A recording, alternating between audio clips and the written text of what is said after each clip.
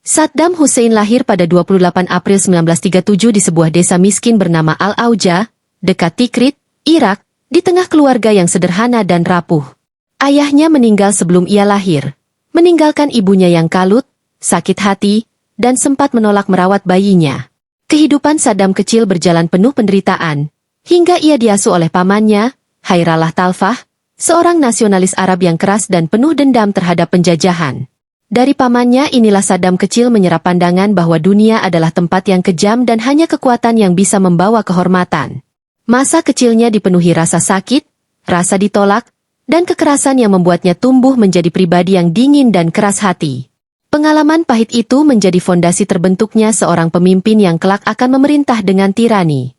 Dari luka masa kecil, lahirlah seorang pria yang percaya bahwa untuk bertahan hidup, ia harus menjadi lebih menakutkan daripada ketakutan itu sendiri. Sejak remaja, Saddam Hussein menunjukkan sifat ambisius dan keras kepala yang berbeda dari teman-teman sebayanya. Ia tumbuh dengan keyakinan bahwa dunia hanya bisa dikuasai oleh orang-orang yang berani dan tega. Meski putus sekolah dasar karena kondisi keluarganya yang miskin, Saddam tidak menyerah. Ia melanjutkan pendidikan secara terbata-bata hingga akhirnya masuk sekolah hukum di Baghdad, tempat ia mengenal dunia politik yang syarat intrik. Di kota itu, ia menemukan panggung yang mempertemukannya dengan Partai Ba'ath, sebuah partai yang mengusung nasionalisme Arab, sosialisme, dan semangat kebangkitan bangsa. Saddam muda segera tertarik karena partai ini sejalan dengan doktrin pamannya yang selalu menekankan pentingnya kekuatan, persatuan, dan kebencian terhadap imperialisme. Dari sinilah jejak awal seorang diktator mulai terbentuk. Ia belajar dengan cepat, tidak hanya soal ideologi, tapi juga soal cara bertahan hidup, bahwa politik bukan sekadar debat gagasan, melainkan pertarungan hidup mati yang harus dimenangkan dengan strategi, kekerasan, dan pengkhianatan. Saddam mulai menanamkan keyakinan dalam dirinya bahwa suatu hari, ia akan memegang tampuk kekuasaan tertinggi di Irak. Tahun 1959 menjadi momen yang menegaskan ambisi Saddam Hussein. Sebagai pemuda yang haus kekuasaan, ia bergabung dalam upaya pembunuhan Presiden Abdul Karim Qasim, sosok yang dianggap pengkhianat cita-cita nasionalis Arab. Misi itu gagal total, Saddam tertembak di kaki, dan ia terpaksa melarikan diri ke Mesir demi menyelamatkan nyawanya. Di pengasingan, ia tidak menyerah. Justru di sana ia memperdalam ideologi, belajar strategi politik, sekaligus mengasah kecerdikannya membaca situasi. Ketika Partai Ba'ath berhasil merebut kekuasaan di Irak pada 1963, Saddam pulang dengan tekad baru. Ia mungkin masih muda dan belum berpengalaman, namun ia memiliki satu senjata yang membuatnya berbeda, keberanian untuk menggunakan kekerasan tanpa ragu. Saddam menyusup ke lingkaran kekuasaan dengan membangun jaringan loyalis dan secara perlahan mengendalikan aparat keamanan. Setiap langkahnya penuh perhitungan. Ia tahu bahwa untuk menguasai Irak, ia harus lebih lihai dari musuh-musuhnya dan lebih kejam dari para pesaingnya. Dari bayangan politik, nama Saddam mulai diperhitungkan, bukan hanya sebagai anggota Partai Ba'ath, tetapi sebagai sosok yang berbahaya sekaligus ambisius. Tahun 1979 menjadi titik balik besar dalam sejarah Irak ketika Saddam Hussein resmi mengambil alih kursi kepresidenan dari sepupunya, Ahmed Hassan al-Bakar. Transisi itu bukan sekadar pergantian pemimpin, melainkan awal dari rezim teror yang kelak membekas dalam ingatan rakyat Irak. Dalam pidato pelantikannya, Saddam berbicara lantang tentang konspirasi melawan negara, namun pidato itu ternyata hanyalah pembukaan dari drama berdarah. Di hadapan kamera, Saddam memanggil nama-nama pejabat Partai Ba'ath satu persatu, menuduh mereka sebagai pengkhianat, lalu memerintahkan pasukan keamanan untuk menyeret mereka keluar dari ruangan. Sebagian langsung dieksekusi, sebagian lagi dijebloskan ke penjara. Peristiwa itu menjadi pesan yang jelas. Siapapun yang berani menentang Saddam akan berakhir di tiang gantungan atau peluru regu tembak. Setelah momen itu, kekuasaan Irak praktis berada sepenuhnya dalam genggamannya. Ia menempatkan keluarga dan orang-orang dekat di posisi strategis, memastikan tidak ada ruang bagi lawan untuk tumbuh. Wajahnya dipasang di sekolah, kantor, jalan raya, dan pasar-pasar, seolah Irak bukan lagi sebuah negara, melainkan panggung besar yang hanya memiliki satu tokoh utama, yaitu Saddam Hussein. Dari sinilah ia membangun dinasti tiran, di mana kesetiaan tidak lagi didasarkan pada cinta, melainkan pada ketakutan. Setelah mengukuhkan dirinya sebagai presiden, Saddam Hussein membangun sebuah pemerintahan yang berlandaskan teror. Setiap lawan politik, Bahkan sekadar orang yang dicurigai tidak setia, bisa ditangkap, disiksa, atau dieksekusi tanpa pengadilan. Ia membentuk pasukan khusus yang loyal hanya kepadanya, seperti Garda Republik, yang diberi wewenang penuh untuk menyingkirkan siapapun yang dianggap ancaman. Banyak keluarga hidup dalam ketakutan, karena suara bisikan saja bisa menjadi alasan aparat menyeret seseorang dari rumahnya di tengah malam, tak pernah kembali lagi. Saddam menempatkan keluarga dan orang kepercayaannya di posisi strategis. Saudara, sepupu, dan menantunya memimpin kementerian, militer, hingga intelijen. Sementara itu, wajah Saddam menghiasi dinding sekolah, kantor, jalan raya, bahkan rumah sakit. Sebuah propaganda yang seolah ingin mengatakan bahwa ia hadir di mana-mana. Namun, di balik tirai teror itu, Saddam juga membangun infrastruktur, sekolah, dan rumah sakit, menciptakan citra seolah ia adalah pemimpin yang peduli. Faktanya, semua itu hanyalah bagian dari strategi untuk memperkuat cengkeramannya, membuat rakyat Irak percaya bahwa masa depan mereka tak bisa dipisahkan dari sang diktator.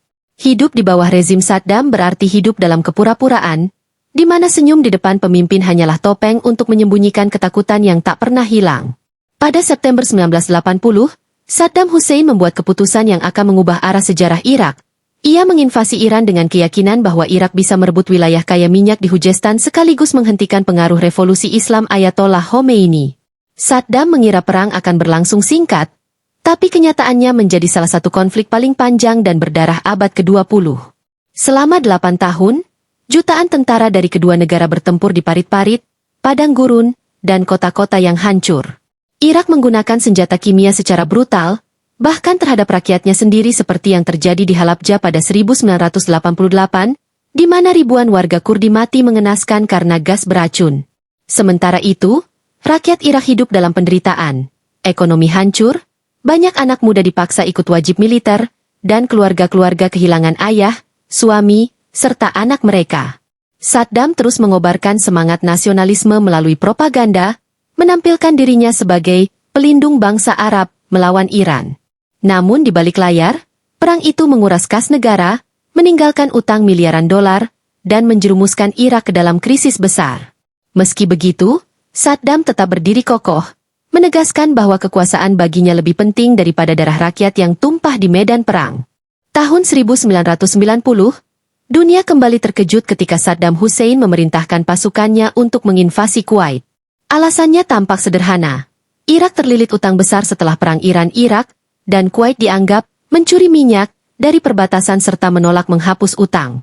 Namun di balik itu semua, keputusan Saddam lebih merupakan langkah nekat untuk mengembalikan kejayaan dan kekuatan finansial Irak. Dalam hitungan hari, tentara Irak berhasil menduduki Kuwait, tapi tindakannya memicu reaksi keras dari dunia internasional.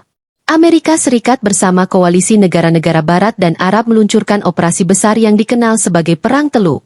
Serangan udara yang masif meluluhlantakkan infrastruktur Irak, jembatan, jalan raya, pembangkit listrik, bahkan rumah sakit ikut hancur. Tentara Saddam yang dulu ditakuti, kini mundur kacau di hadapan teknologi militer modern Amerika. Meski kalah telak, Saddam tetap bertahan di kursi kekuasaan, seolah tidak terjadi apa-apa.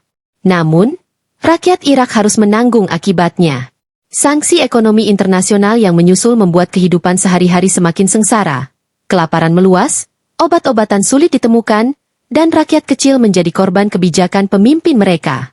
Irak hancur secara ekonomi, tetapi Saddam masih menggenggam kekuasaan dengan tangan besi, membuktikan bahwa baginya, kedudukan lebih berharga daripada kesejahteraan rakyatnya. Pada dekade 1990-an, setelah Irak dihantam sanksi ekonomi akibat Perang Teluk, kehidupan rakyat semakin terpuruk, tetapi Saddam Hussein tetap mempertahankan kekuasaan dengan paranoia yang semakin mendalam. Ia menutup Irak dari dunia luar, mengekang media, dan memperlakukan rakyatnya seakan pion dalam papan catur besar miliknya.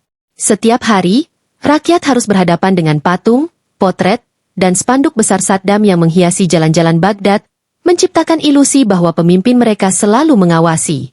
Di sisi lain, Saddam membangun istana-istana megah yang penuh kemewahan, sementara rakyat menderita kelaparan dan kekurangan obat-obatan. Ia menghabiskan dana negara untuk proyek-proyek pribadi, bahkan membangun masjid megah atas namanya sendiri, sebagai simbol kebesaran dan ketakutan. Di balik tembok kekuasaan, Saddam semakin curiga terhadap lingkaran dalamnya. para jenderal, menteri, bahkan keluarganya sendiri tidak luput dari pengawasan ketat.